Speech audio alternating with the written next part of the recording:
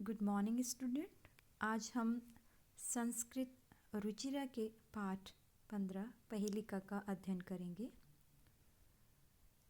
इसकी सबसे पहली पहेली है, कस्तूरी जायते कस्मात् को हन्ति करिणाम कुलम किम कुर्यात् कातरो युद्धे मृगात् सिंह पलायते।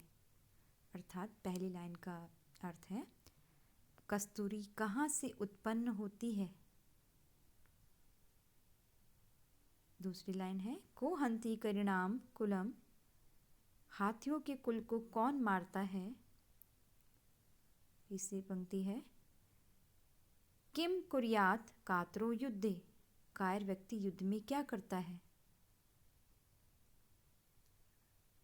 अंतिम लाइन, मृगात् सिंह पलायते, हिरण से डरकर शेर भागता है। देखिए, प्रथम पंक्ति का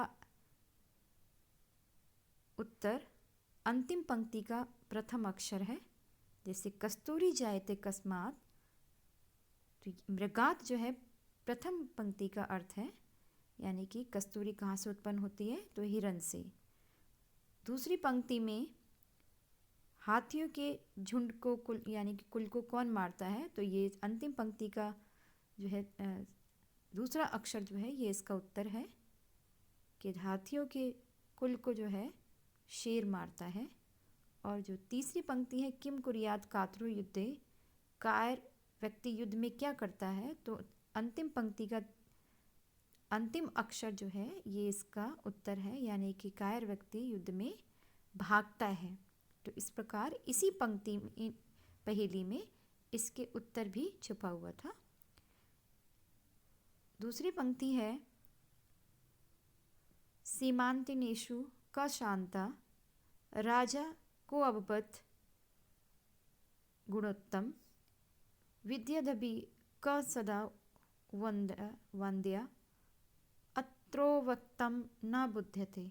अर्थात पहली पंक्ति में है कि नारियों में सबसे शांत कौन है।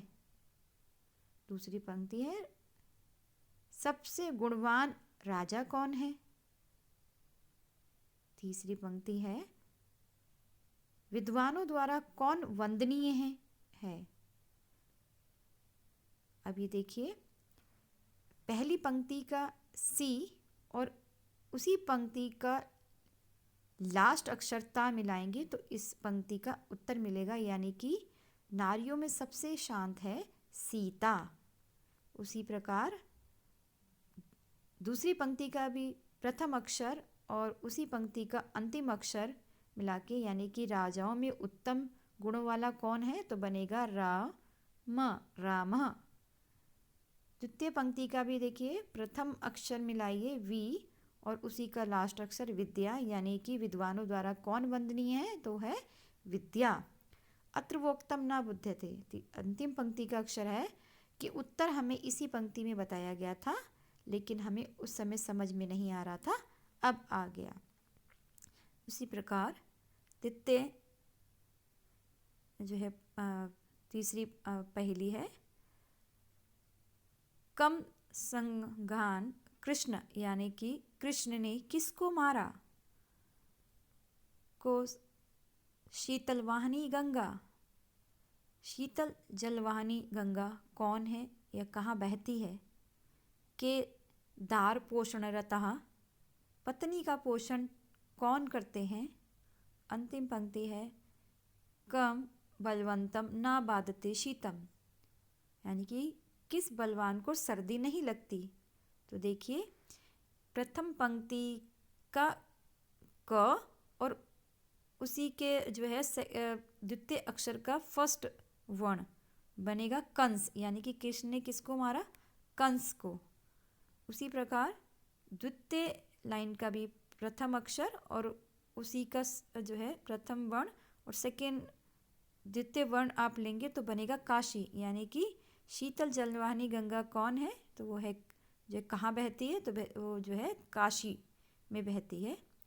उसी प्रकार तीसरी पंक्ति में पूछा गया था कि पत्नी के पोषण में कौन लगा हुआ है, तो आप इसका बीच का जो अंतर है वो ख़त्म कर देंगे और इसको केदार पोषण रता एक साथ लिख देंगे तो ये हो जाएगा कि जो है पत्नी के पोषण में जो है कृषक लगे हुए हैं, यानी कि वही जो है अपने परिवार के पालन पोषण में लगे हुए हैं, किसान।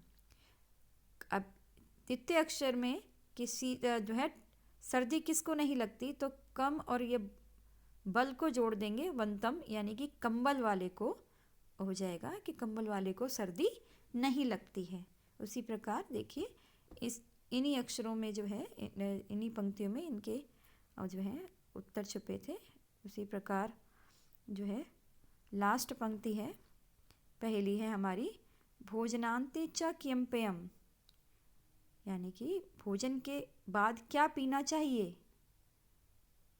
द्वितीय पंक्ति है जयंत कस्य वह सुता, जयंत किसका पुत्र है।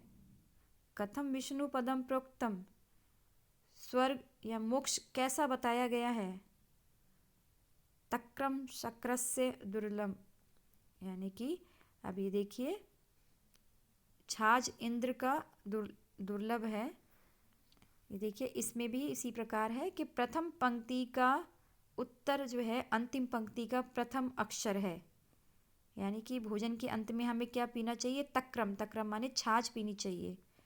द्वितीय पंक्ति है जयंत कस्य वह के सुता, तो इसी पंक्ति का अंतिम पंक्ति का दूसरा अक्षर इसका उत्तर है, यानी कि जयंत किसका पुत्र था, शक्रस्य, शक्रस्य यानी कि इंद्र का, इंद्र को जो है शक्रस्य भी बोलते हैं। तीसरा अक्षर है कि मोक्ष को कैसा कहा गया है, तो ये इस अंतिम पंक्ति का अंतिम अक्षर जो है इस पंक्ति का उत्तर है, यानी कि मोक्ष को दुर्लभ कहा गया है।